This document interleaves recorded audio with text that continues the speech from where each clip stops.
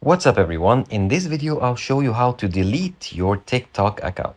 So here I have TikTok opened on my phone, and what I want to do is to go to my profile here, tap on profile at the bottom right corner, then go to the menu by tapping on the three horizontal lines at the top right here, then choose settings and privacy.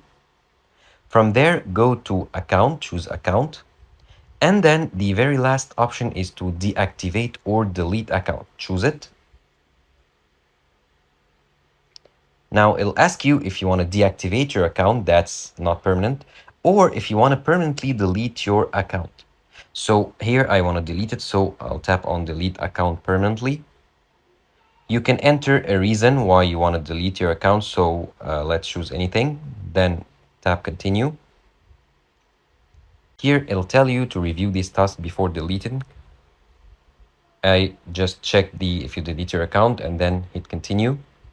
Here it'll tell you if you want to download your TikTok data, your videos, your stuff, and so on. And then I'll check by continuing also and then hit continue.